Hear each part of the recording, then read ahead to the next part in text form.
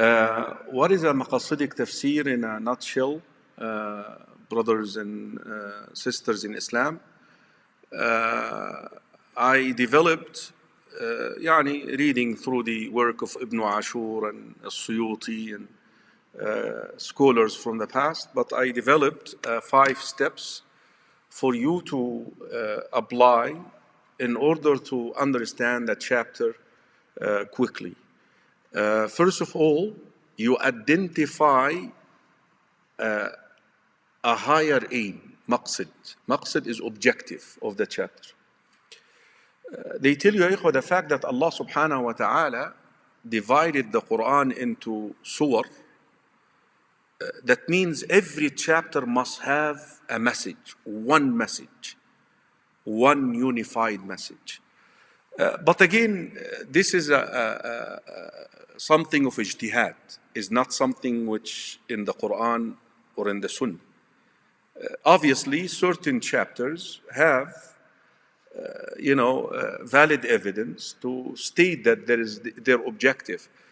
That is why you may read the work of other scholars or students of knowledge. They may give you another objective because they read it differently. But what matters here is step number 2, which is you must provide the textual and logical evidence behind your choice of a maqsid. Why did you choose this maqsid? Why did you select this higher aim? Why are you saying this surah is the objective is this thing? Why? You must provide evidence. That evidence or that maqsid has to fall within the objectives of the Quran. Like I said before many times, you can't come up with something that is bid'ah.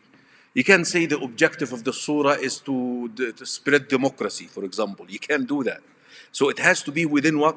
Within Maqasid al-Quran. The scholars already identified that the Quran has certain objectives. The Quran was revealed to guide, to rectify the condition of people. So it has to be within this area.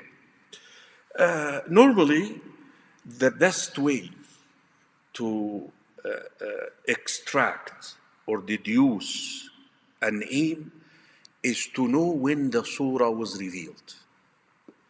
And this is why, ya ikhwa, it's extremely important to study thoroughly the seerah. And this is why the scholars divided the Quran into what? Makki and Madani. Because the Makki Quran addresses a whole different set of people. The Quran in Medina addresses a whole different set of system. You knowing the period of the revelation and the circumstances certainly can lead you to come up with the correct objective. The beginning of the surah, the name of the surah, especially if the name is tawqifi, meaning that you have hadith which states that this is the Prophet ﷺ called it what? That name. Like Iqra'ul Baqarah. The Prophet ﷺ said Al-Baqarah. Iqra'ul Baqarah. Read Al-Baqarah. There are certain surahs which the Prophet didn't like. Sometimes we call Surah Al-Isra, we call it what? What is the other name of Surah Al-Isra? Bani Israel. Sometimes we call it Bani Israel.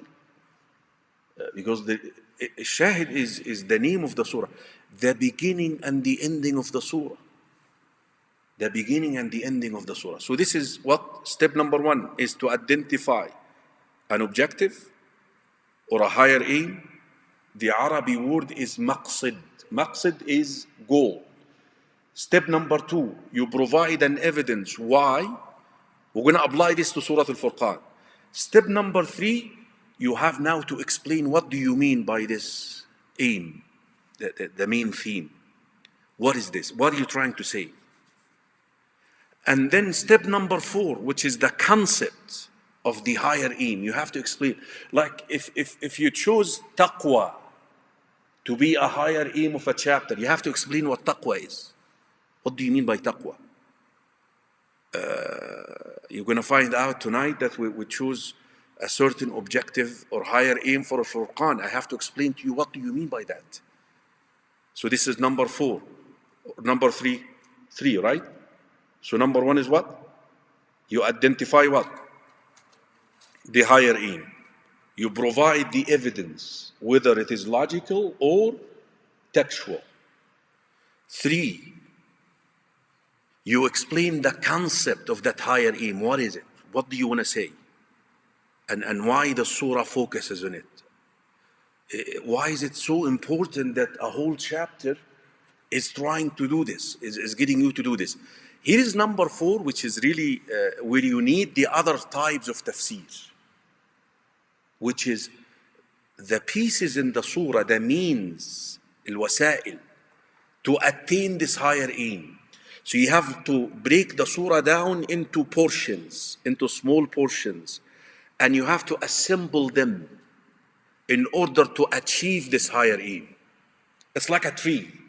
So you have branches, branches, branches, and you're trying to reach what? That higher aim. So everything must fall into what? Into that higher aim out there. And you're going to see this with Surah Al-Furqan, inshallah. The last thing, and this is what makes this type of tafsir so beautiful and practical, is you create action plan. What should you do to implement the surah in your life?